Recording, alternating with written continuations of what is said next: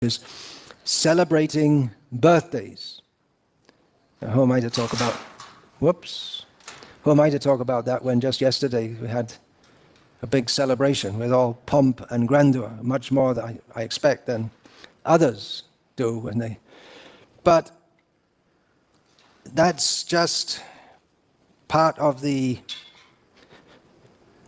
parcel of being a guru in ISKCON. Actually, in other sampradayas or organizations, they don't have. Maybe they'll start now because ISKCON is very influential in Hindu culture.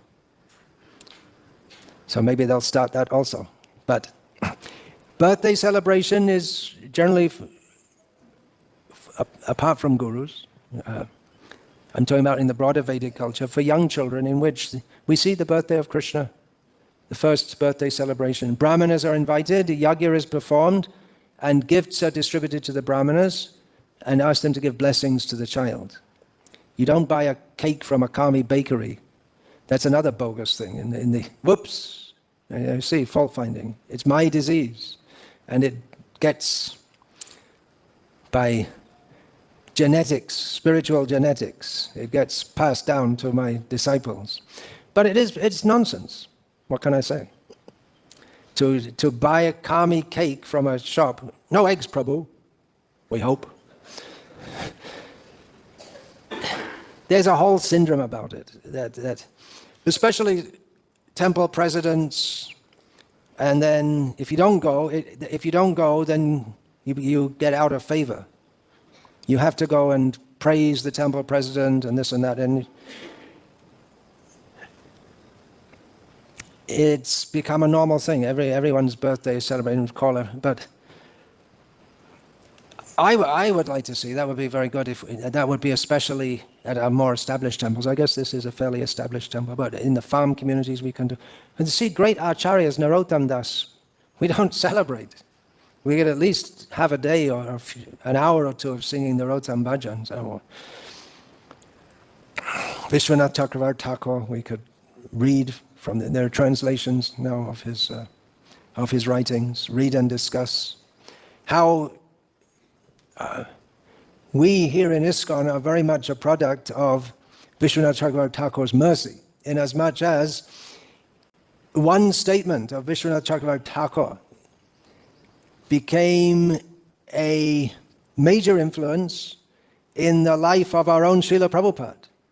The statement of Vishwanath Chakravarti Thakur in his Gita commentary, that one should accept the orders of his spiritual master as his life and soul, and whether I live or whether I die or whether the material world continues to exist or not, I don't care. Whether I go back to Godhead or not, I don't care, but I must follow the orders of my spiritual master. And Srila Prabhupada took that, as he explained to us, he took it very seriously. So if you want to celebrate more birthdays, we have so many acharyas, we can celebrate.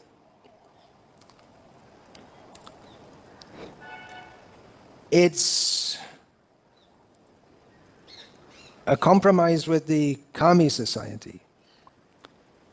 I suppose, well, what happens? You're living in society, following your career, which is your devotional service. It's another thing I'm leery about.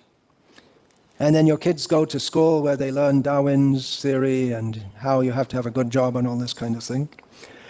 And the other kids at school, they have birthday parties. So then you have to have a birthday party for your kid also. And then Hare Krishna to you and all this kind of thing.